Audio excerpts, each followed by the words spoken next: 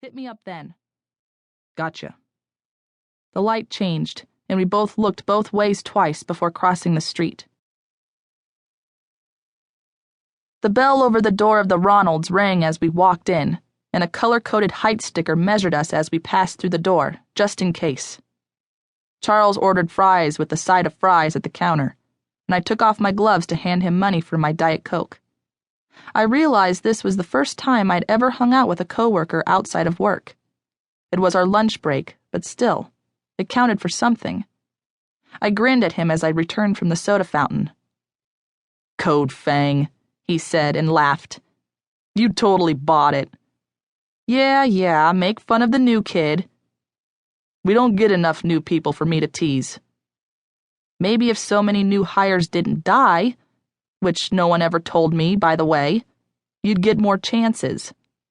I followed him to the nearest table and sat across from him. "Would you have believed us if we told you?" I drank a deep gulp of my soda and considered this. Probably not. "For the record, I told you not to go back into that guy's room." He glanced meaningfully toward my left hand. It had a semicircular scar across the back of it, from where I'd been bitten by a vampire. It didn't ache, except for when it was cold, which, since we were in the depths of winter, was all the damn time. I rubbed at my scar. "If in the future you have a choice between blatantly warning me about possible death versus vaguely warning me in a smug fashion, please go with the former." He nodded. "Duly noted." At my last job, my biggest fear was being coughed on by someone with active TB. But at County, particularly on floor Y4, where Charles and I both worked, the opportunities to screw things up and maybe get killed were endless. Floor Y4 catered to the supernatural creatures that no one else knew about. Were creatures in their mortal phases, the daytime servants of the vampires, the sanctioned donors of the vampires, and shapeshifters that occasionally went insane. And sometimes zombies, whom nurses occasionally dated, with poor outcomes. At the thought of my now twice-dead love life, my urge to make small talk chilled. Across from me, Charles was starting in on his second cone of fries.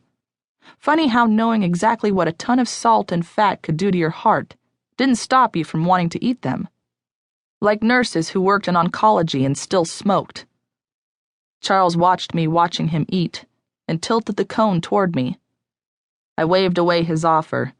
It still felt too early to eat.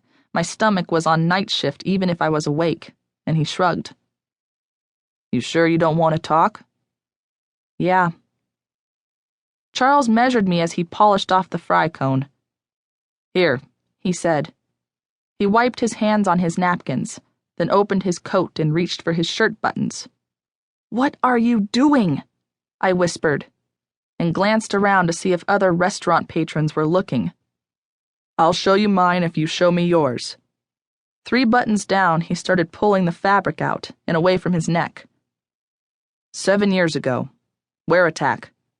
Shattered my clavicle. I couldn't lift my arm over my head for 6 months. I couldn't see anything. It was shadowed by the clothing he'd bunched away to show me. But I believed him that the scars were there. Even if they didn't show, they were there. I shook my head. "I'm not showing you mine. Just trust me. It looks like I got a C-section from an epileptic." Charles released his collar and straightened his shirt. "That sucks. But on the plus side, at least you didn't wind up needing to start a college fund." "True that." I helped myself to one of the loose fries on his tray. "So now we're scar buddies, right?" I nodded quickly, a little ashamed at how badly I wanted Charles and me to get along. "Then listen to me, Edie. What I'm trying to say is this. I remember how it was to be you. All excited about the adventure. It's not a safe way to be. You have to protect yourself.